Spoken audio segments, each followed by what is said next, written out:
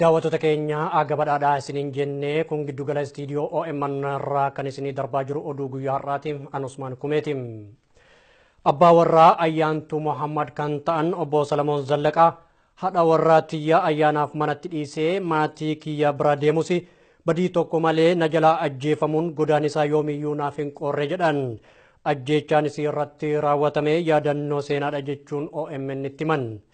Kabaja ayyaana waggaa kiyyaa gara gaddaatti qaamni jijjiiree seeraan naaf gaafatamuu qaba jechuunis ibsanii jiru. Kan kanarraa fi ammoo itichaa guddataa turtii isaa wajjin taasisee jira. Ayyaantuu Mohammed jiraattuu godina Harargee Bahaa magaalaa Qobboo yommuu taatu gochaan ajjeechaa kan ishee irratti raawwatame humnoota waraana wayyaaneedhaan torbanuma amma jiru kana keessa ture. Ajjeechaa Ayyaantuu irratti raawwatame bu'uura taasifachuudhaan namoonni biyya keessaa fi biyyoota alaa jiraatan miira isaanii kallattii garagaraadhaan ibsachaatti turaniiru jirus. Ayyaantuun intala Oromoo kan ulfaatee fi deessees daa'ima ishee dhungachuudhaaf guyyaa lakkaa'aa jirtu akka taatedha odeeffannoon arginne kan mul'isu. Jiraattota naannoo fi firoottan ishee dubbisne waa'ee gochaa ajjeechaa Ayyaantuu irratti ga'ee isiniif dhiyeessaa turuun keenyas ni yaadatama.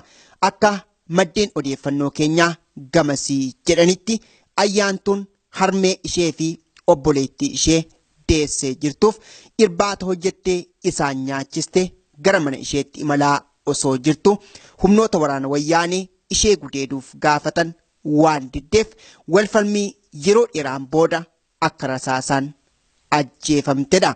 Abbaa manaa Ayyaantuu kan ta'an obbo Salamoon Zallaqaas haadha manaan kiyya guyyaa ayyaanaatti yakkaaf balleessaa tokko malee na jalaa ajjeefamuun ishee godaannisaa fi eelaa yoomiyyuu sammuu kiyya keessaa hin bannedha jechuun gadda isaanii akkasiin dubbatu.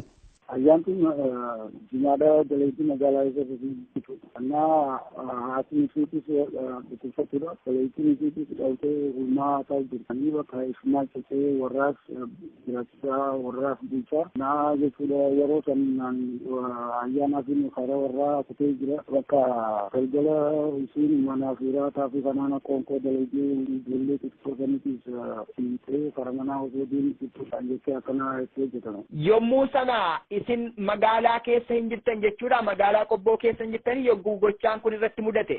Magaalaa keessa hin turre. Haadha warraa keessan sababa taateef Ayyaantuun nama waliin wal dhabdee qabaachuu ishee isinitti dubbatteetti maalii fi itti gaafatamaa qajeelcha poolisii godinichaa kan ta'ani obbo Awwal Sultaan jechaatti kan jiran wal dhabdee dhuunfaadhaa jechaatti jiru. Tarii isin immoo abbaa manaa ishee sababa taataniif itti siiqinsaan dhimmicha quba qabdu beektu nama faana wal dhabdee jirti Ayyaantuun. Ayyaantuun nama hojiis wal dhabiinsaas kanaanaas hin qabdi. Nama hojii lollooltu dhabatee kofaluu fi nama gammachuudhaan adda deemu malee fi kana kanaas waan takkaillee nama wajjin walitti aaraa fi walitti fiinsa takkaillee hin qabu. Haadha manaa kiyya nagaa ishee dhiiseen ayyaanaaf gara maatii kiyyaa deemeen ajjeefamuu ishee dhaga'e kan jedhani obbo Salamoon haadha warraa kiyya namoota waliin jaalalaa fi walii galtee malee jibbas ta'e wal dhabdeedhaan kan beekamtu mitis jedhaniiru. Humnoonni waraanaa gochaa ajjeechaa haadha warraa kiyyaa fi mucaa kiyya ijaan arguuf osoon jarjaruu karaatti na jalaa hambisan naaf gaafatamuu qabu jechuudhaanis dubbataniiru. Ibsa OBN'if itti gaafatamaa waajjira qajeelcha poolisii godina Harargee Bahaa Komaander Awwal Sultaan kennanis kan isaan gaddisiise ta'ullee ibsaniiru. Namoonni kana abbaan gadaa fi federaal poolisiin waliin ta'anii dhufaniiti jajjabeessanii bakka yakka jiruu fi kanaanaas qorataniiti bakka waan yakkamaas kanaanaas akka dirree baasnee bakka isinitti wanti jennu isinitti immoo kanaana gaariituma bakka miiraa qotan. Dhimma kana faana wal qabsiistanii dhaamsa yoo qabaattani isin akka abbaa warraa isheetti obbo Salamoon Zallaqaa. Baay'eedhaan gaddee jira bakka waan kana nama raawwate waan hojjetu yoo bilisa ba'uu baate waan takka illee biyya kana keessa jiraachuudhaaf waan tokko godhuuf akka waan Itoophiyaa keessa jiru takkatti lakkaa'u yoo wanti kun bilisa ba'ee uummata dura baatanii isii godhan san yoo godhuu baate wanti akka hin jiru. Jajjabaadhaa Waaqayyo isin waliin haa ta'u gaa jajjabina guddaa isiniif hawwina. Godina Wallagga Lixaa magaalaa Najjootti miila nama hidhaa tokko irratti qaamaan beekamneen boombii darbatamee bu'uura taasifachuun komaandi poostii namoota nagaa hidhaa jiraachuu jiraattonni dubbatan.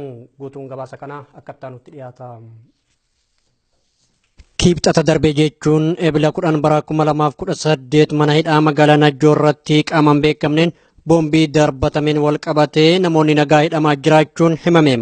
Jiraataan magaalaa Najjoo akka jedhanitti qaamni akka kana raawwataa jiru komaandi poostii ta'uu shakkii qabna jedhan. Kana kan raawwataa jiraniif uummanni mormii akka kaasuuf jechuun OMN itti himan. Wayita mormii dhalatetti ammoo akkuma baratan uummata keenya lafarraa fixuuf shira cubbuun guutame hojjechaa jiru jechuun dubbataniiru. Guyyaa dheengaddaa erga yakkisuun raawwatamee booda guyyaa kaleessaa irraa eegalee dargaggoota qabanii hidhuun jabaateera.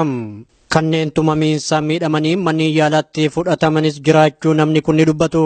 Gaafa facaasaa halkanii sa'aatii 4 keessa beekumsa haala adda addaatiin kaasuutiin qeerroo magaalaa keessa jiran irratti tarkaanfii fudhachuu barbaadde ofuma ishee waan goote fakkaata yeroo ilaallu. Kaleessa immoo magaalaa keessa deemuudhaan ijoollee nama 4 qabdee hiitee nama tokko irratti reebicha cimaa gaggeessite. Mucaan kun amma hospitaala Najjootti jira.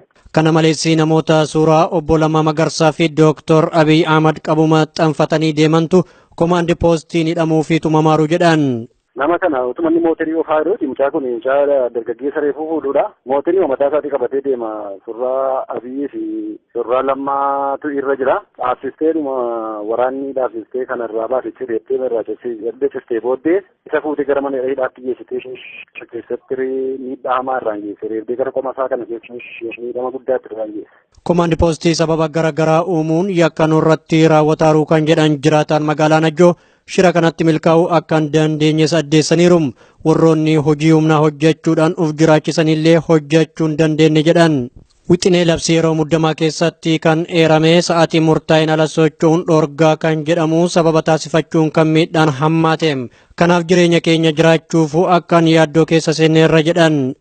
Indeen isa duwwaayyuu hin taane mucaa daanyeetti wajjitti xinqataa bishaa kan jedhamu tokkos mucaa paampileetti sana gurgura magaalaa keessa naanna'e.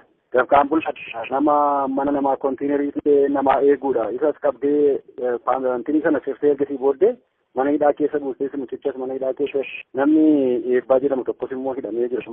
Nama 4 amma nama 3 keessaa maqaa isaanii nan beeka. Nama 4 immoo hiite 4 keessatti inni tokko amma hospitaala Najjoo jira miidhaa turre ga'e. Mana hidhaa dheengaddaa boombiin irratti darbatameen hidhamtoota irra miidhaan dhaqqabee kan hin jirre ta'ullee namni kun himan. Haa ta'u malee namoota nagaattu komaandi poostiin adamsamee hidhamaa jira. Gama mana hidhaatti gubachuu deebine magaalaa Najjoo keessa manni hidhaa sun kan jiru. Magaalaa Najjoo keessa waajjira poolisii. Ishee matii dheera qabu biratti achi jirti isheen Itoophiyaa. Tole gubatiinsa kana qaama kamtu harka keessaa qaba beekama akkasumas miidhaan dhaqqabee jira namoota mana hidhaa keessa jiran irratti. Hin qaqqabne karaa borooti poolisii kan gaafadhetti karaa boroo isaatiitti darbatamee mana sirreeffamtoota keessa jiranidha. Xinnoo wanni girgiddaa mataa caccabee irraa kan hafee waanta ta'e hin jiramudha. Akka isaan jedhanitti qaamni mana hidhaa irratti boombii darbatu yoo komaandi poostii ta'e malee jiran nutti hin fakkaatu. Kana kan raawwataniif sochiin ummatichaa ammas bifa haarawaan akka eegaluuf dhara kana oomishaaru jedhan. Amma hidhamtoonni achi jiran achi keessaa jijjiiraman moo achuma keessa jiru? Achuma keessa jiru. Qaamni waan kana raawwate hoo beekama yookaan qaamni shakkamee seeratti dhiyaate hoo jira? Hin jiru namni bira ga'e hin jiru namni qoratee bira ga'e hin jiru garuu qaama bulchiinsaa gaafachuuf immoo hin danda'amu. Waan isaan qoratanii bira ga'an hin deemne. Isin shakkiidhaan tarkaanfii akkanaa kan fudhatu qaama mootummaa irraa immoo eessarraa akka ta'e beektuusi? Akkan poolisii magaalaa keessaa tokko irraa gaafadhetti waanuma ofii isaaniif jarri darbatanii jeequmsa kaasanii uummata miidhaa fakkaataa jedhamee ta'a. Gareen komaandi poostii jechuudha. Komaandi poostii. Shirri garee komaandi poostii akkanaa kun Oromiyaa iddoowwan garaagaraa irratti raawwatamuu waan maluuf ummanni Oromoo akka of eeganis dhaamsa dabarsanii jiru. Labsii yeroo muddamaa bu'uuraa taasifachuun komaandi poostii namoota nagaa mana hidhaatti guuraa jiraachuu jiraattonni godina Harargee Bahaa aanaa Malkaa Balloo dubbatan. kan hidhamaa jiran jiraattota qofa osoo hin taane qondaalota aanaa keenyaati jechuun OMN itti himanii jiru. Itichaa guddataa immoo dabalata qaba.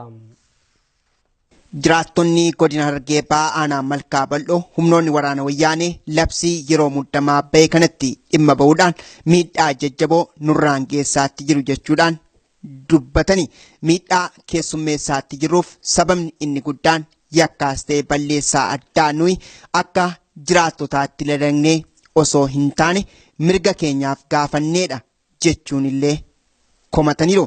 Dhimma kana irratti qeerroon aanicharraa dubbisnes akka jechuun dubbateera.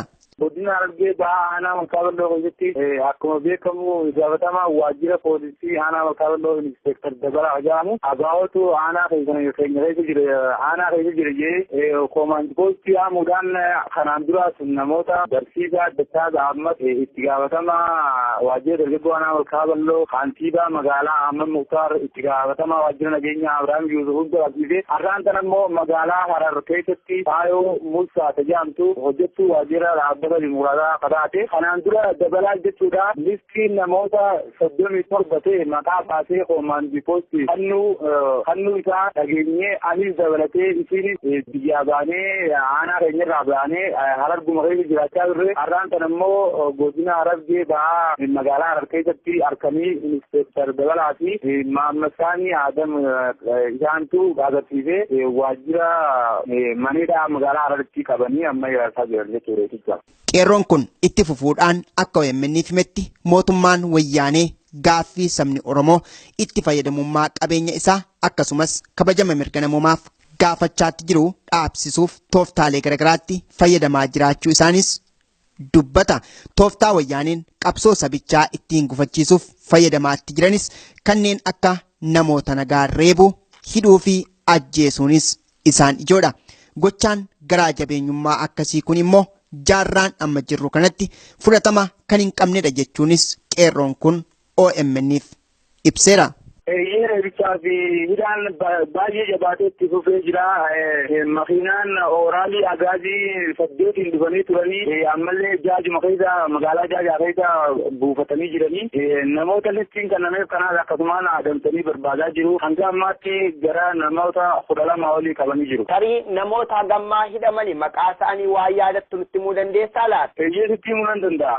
Abiraam Yuusuf itti gaafatamaa waajjira nageenya aanaa Malkaa Bal'oo, Dachaa Gaammat Umar itti gaafatamaa waajjira dargaggoo aanaa Malkaa Bal'oo, Ahmad Muktaar kantiibaa magaalaa Jaaja, Seerroo Aliyyii Bulloo Hajaamus qabamee shilillee geessamee jira. Har'aan kana immoo Faayoo Mohammed itti dabalamtee jirti. Faayoo Muusaa itti dabalamtee jirti. Warreen hidhamani kun irri guddeessi isaanii akka maqaanaaf tarreessaa jirtutti qaamotuma bulchiinsaa sirna kanaati. Maal balleessaniiti kan isaan hidhamaa jiran? Eeyyeen isaanummaatu qabee ijoolleen qeerroo ijaartanii jirtu, nama jeequmsaaf fakkaatanii jirtu, abaa'oo wajjin hidhata qabdu, walitti hidhata qabdu jedhaniitu harmaaf qaban. Eeyyee koomaandii poostii ilaa jiru.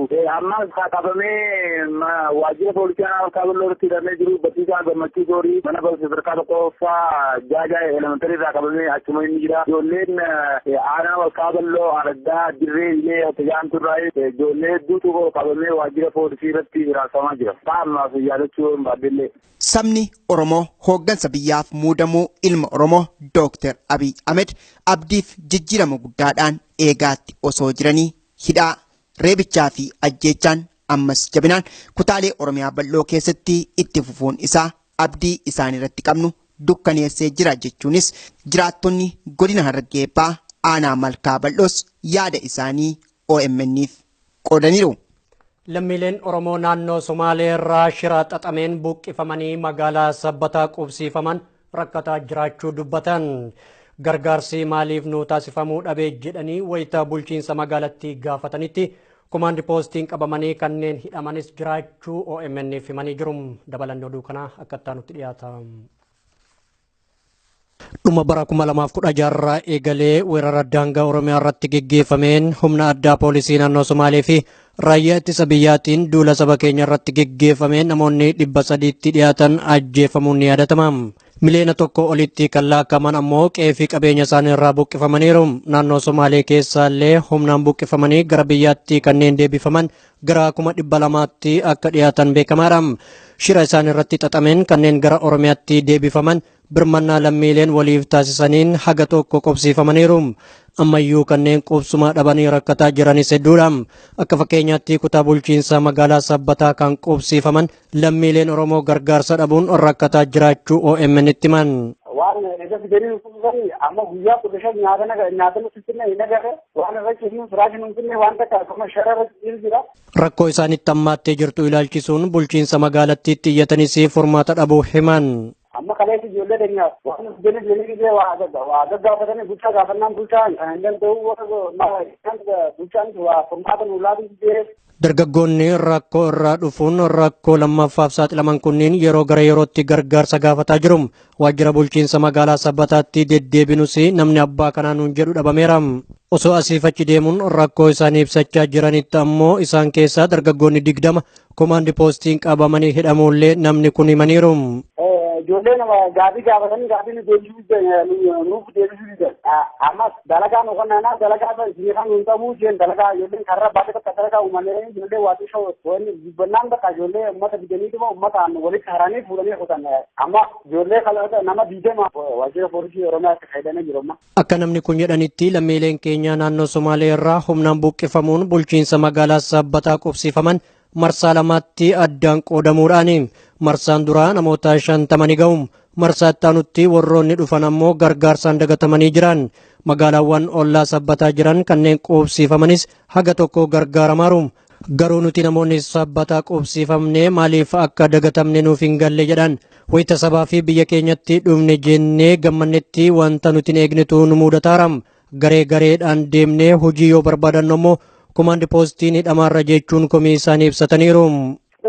Jira nama toora nama 50 egaa warri jiru ammachi Sabbataa karaa diimaa jedhama diimaa kan walitti qabanii fuudhanii deemanii amma ijoollee amma haleessa. Lammiileen Oromoo dirqamaan naannoo Somaalee irraa buqqifaman kunniin gargaaramuun osoo irra jiru rakkoo hamaaf saaxilamaa kan jiran. Akka jecha nama kanaatti lammiileen buqqifamanii Sabbataa qubsiifaman guyyoota 15 ga'aniiru. Hagammaatti gargaarsi taasifameef hanquudha. Namoonni mana itti kireessanis waliin yaaddaa jiraachuu dubbatan. Guyyaa 15 guutuu namni warri biyyi koreessee firaan sodaaf ijoolleen nutti dhumtii akkam ta'ana walitti firraa sodaatanii ta'an dhufanii nama laalan. Dargaggoonni godina Harargee Bahaa aanaa Mayyuu Mulluqqee loltoonni wayyaanee miidhaa jajjaboo nurraan dhaqqabsiisaa jira jechuun OMN itti himanii jiru. Dabalata oduu kanaaf ammoo itichaa guddataa. Naannoo Mayyuu Mulluqqee kana keessatti humnoota waraana wayyaanee warreen ittisaa jedhan sanatu dargaggoota adamsaa jiru reebaa jiru kan jedhuun odeeffannoo dhaga'e. Odeeffannoon kun hagam dhugaadha? Inni maa'utu dargaggoonni jiraachuu dadhabaniiti magaalaa kiyaan hanga manaatti deemee nama halkanii biyyaa mana namaa jala deemee qeeroo ijoollee qeeroodhaa barbaadaatiin nama biyyaa baasee bakka ijoolleen qeeroo hanga jirtu akka illee namaan tana biyya keessa jirtu baqannee ala jirra amma gamma roobee tokko meelanii caala. Dargaggoonni maal balleessitanii maaliif humnoonni waraanaa kun isin irratti fuulleffatanii isin adamsuu eegalanii isa kana waan nutti himtu qabdaa laata? Komaandi poostii dalagduu yaanaa komaandi poostii sanii abduu deemnaa komaandi poostii sanii irratti dhuftanii waltajjii nu seentanii waltajjii sanii irratti waa wajjin madoonni qabnaa nu waltajjii dhufuu qabdanii jaanii jiru. Namni hedduu bakka dararaa garagaraa namni bakka mana bulutti jiru akka jirrutti alatti nu baasanii namni achitti walitti qabatanii nu dhaanii deemne waan jirraa kan ta'e sodaa baqannee ala jirra gamma. Gochaan kun raawwachaatti kan jiru aanaa Mayyuu Mulluqqee keessatti qofa moo godina Harargee Bahaa guutummaa keessatti dargaggoota adamsuun kun itti fufee jira laata? Godina Harargee Bahaa guututti aanaa jiraatiif akka jirutti ijoollee tuuniidhaa fi cafaqaadhaan osoo ofirraa quban qabaatiin jiru aanaa guroo akkasii cafaqanii turanii nama kaan hidhatti kaan uleedhaan hedduu miidhanii turanii guroo keessatti irraa kan ta'anitti sodaa jirtu akkasuma godhan waan shakkinu aanaa guroo akkasitti nama hidhanii eegafi qalboodanitti illee daddabranii bakka akkasitti waraanni dirqiidhaan seenee magaalaa waltajjii deemuu qabdanii jee waltajjii irratti illee bakka dargaggoota bakka isiin teessistee hunda barbaadan halkan bakka makalakaan halkanii guyyaa hidhateetiin keessa bakka olumaa gaddeema inni shakkee tokkollee isaatiin kun manatti galuu sodaatee nama maqaa dhoofsaniitiin ijoolleen qeeroodhaa tamman dura meechaa turte jaaniin barbaadu jiran hanga amma mootummaatti jijjeesseetanii jedhanii bakka hedduu wajjin gargaaru turan. Meega isin akka dargaggootaatti dargaggoo jechuun abdii biyya tokkooti keessumaa gama hawaasummaa siyaasaa dinagdee fi kanneen biroon dargaggoon baay'ee murteessaadha. Isin immoo dargaggoonni aanaa mayyuu mulluqqee mootummaa makanaan adamsamaatti akka jirtanidha kan isin dubbachaatti jirtani. Inni kun biyyittii garamitti kan deemsisu fakkaata. Adamsuun kun immoo keessumaa ergaa muummichi ministeeraa isaan haarawaan Dr. Abiy Ahmed dhufanis akka baay'achaa jirudha kan kaastan. Isa kana faana wal qabsiistee maal dhaamta akka dargaggoo Oromoo tokkotti? Ilmaatiin jirri haalli Abiyyi itti deemu jiru haala ilmoo isaan haala isaan muummichi ministeeraa Abiyyi itti deemu jiranii quban qaban jirri waraanaa bakka nama hidhaniitu cafaqanii kaan sodaachisanii ilmoo sodaa namni hirriibaa hin qabne haalli isaan itti deemu jiran haala mootummaan gubbaarraa muummichi ministeeraa itti deemu jiru isaan garaagarummaa guddaa waan walitti hin dhiyaanne isaan asumatti hiinee nama tumnee umeedhaan garafnee bakka hidhaadhaa fi umeedhaan nama kana sodaachisnee jiru mootummaa kana jala jaqqabna waan jiru waan abdii qabaniif ammoo dheeroo miti ulee miti duutiin jennee qabdu beekta kaniifuu isaan isamaa gaditti osoo isaan caqafanne kallattii oona ginaachi hojjaaniiti ma bakka waltajjii warri nu dhibuu dijaabaa hojjaaniiti ma bakka nu reebuu fi uleedhaa fi nama manatti jala deemanii hanga mana jalii sodaachisanitti namni shakkee tokkollee nu manatti galii dhoorkan innaas isaan ilmaatiin guutumaan guututti isaan qajeelfamni isaanii kan magaalaa ka'aadha addeemu akkaataatti mootummaan ministeera ta'e kanaan dhufe kana as akkaataan isaan itti deemu jiran isa caqasanii deemutti jiranii akkuma harkan bakka nama uleedhaa fi eebichaan biyyaa baasanii qeeroon bakka akka jirtutti baatee ala jiran gamma. Yoo qaamni biyya bulchu ministeerri muummee tokkodhaa fi qaamonni waraana biyyittii hariiroo gaarii hin qabaanne egereen biyyatti garamitti waan deemu fakkaata maal yaadda kanarratti maal dhaamta akka dargaggoo tokkoon? Egereen biyyattiidhaa bakkaatiin abdiin qabu hanga isaan haalama kanaan kan itti fufutee hanga dhaabni kun diigamee dhaabni biraa ijaarametti abdiimaa takkallee bakka yootiin muummichi ministeera Oromoo nu dhufee muummichi ministeera Oromoodhaan dhufee adeemsee jenneetiin caqasaa jirraa akkaataa kanaan biyyi kun haala diigamichaa keessa jirti malee waan tokko waan sirraa'uudhaatti hin fakkaatti yootiin muummichi ministeeraa ogaanni biyyattiidhaa waraana kana itti deebisanii akkaataa isaanii sirreessan malee sirreessamni tokkollee hin jiru bakka akka jirutti isaan bira gaafuma galaagaa bira. Guddaa galatoome dargaggoon godina Harargee baha magaalaa Mayyuu Mulluqqee dhiibbaa humnoonni waraana wayyaanee dargaggoota guutummaa naannoo keessan irratti geessaa jiranii fi yaada akka dargaggoo tokkotti qabdu irratti ibsa kenniteef. Isinillee hedduu galataamaadhaatii haala jiru yeroodhaan isin abdiin biyyaatii isinirraa waan haaree eeggannee isin jala jennaan isinlee yerootti waan haaree jiru isinis nutis isinis beeksifnaa quba qabaadhaa kallattii irrallee nuuf haa akka Oromoo tokkotti. Ayyee galatoome ulfaadhu yeroo gaarii. Isinillee yeroo gaarii.